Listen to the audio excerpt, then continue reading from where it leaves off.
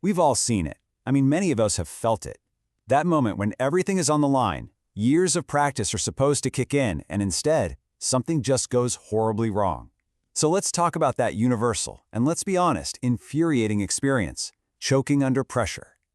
Yeah, picture it. The crowd goes silent. An athlete, at the absolute peak of their game. It all comes down to this one moment. A free throw, a final putt, a penalty kick. And there it is, the gut punch of failure. And it's not just in sports, right? It's the public speaker who just freezes, the musician who hits that one glaringly wrong note, the student who completely blanks on an exam. So why does this happen? Okay, so if we want to figure out how to beat this thing, we first have to get inside our own heads, right? We got to understand what is actually happening in the brain. So let's really dissect the anatomy of a choke. Now, this isn't just, having a bad day at the office. Psychologists define choking very, very specifically. It's when your performance drops significantly because of the pressure, even when you have all the skill in the world to succeed.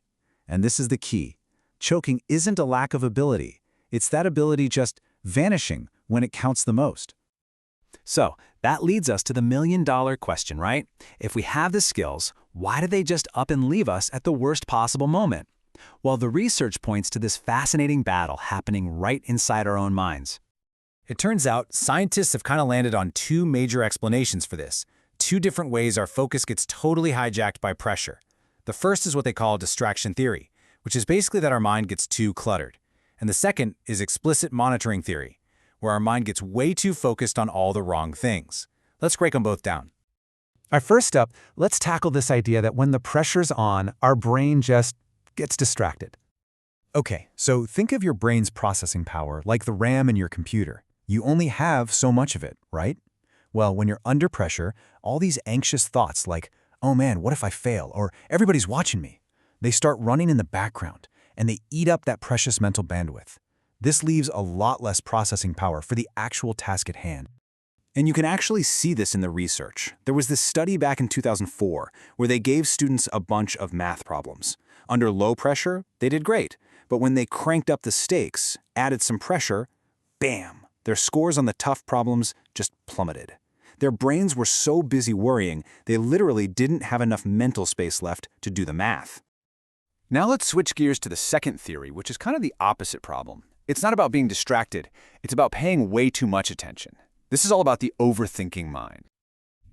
This next idea is captured perfectly by this analogy. Think about walking. You don't think about it, you just do it. It's automatic, handled by your subconscious. But what if you tried to consciously think about every single muscle, every little movement? You'd probably trip over your own feet instantly. And research totally backs this up. They took a bunch of experienced golfers, right?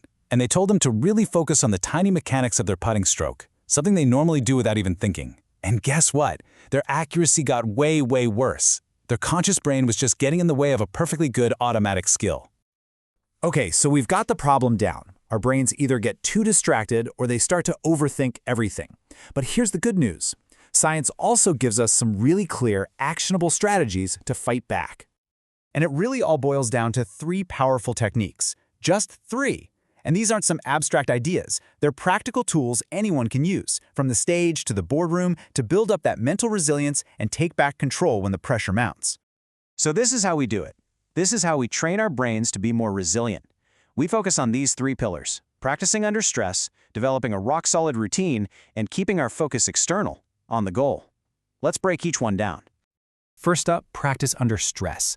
Look, the goal here is to make the stress of the actual event feel normal, familiar, not like a total shock to your system. There was this great study on dart players that proved it. The ones who practiced with extra pressure, like having people watch them, were so much steadier in a real match. The lesson is simple. You have to train for the moment you're preparing for. Second, you gotta build a routine. Think of it like your mental anchor in a storm of pressure. A simple ritual, something you do every time, signals to your brain, okay, it's go time, and it lets your automatic skills take over. You see it everywhere, right? A basketball player's specific dribble, or maybe it's just one deep, deliberate breath before you have to speak. Routines are proven to create consistency when it matters most. And finally, number 3, shift your focus externally. This is the perfect antidote to overthinking. You have to stop obsessing over your sweaty palms or the angle of your elbow. Instead, lock your attention onto the outcome.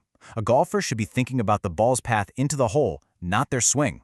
A speaker focuses on how their message is landing with the audience. You have to get out of your own head and lock on to the target. So what's the one thing you really need to remember the next time you feel that pressure building up? You know that old saying, practice makes perfect? It's only half the story. The real takeaway is this. Performance isn't just about what you do, but what you focus on. Choking happens when our focus turns inward, to our fears, to our mechanics.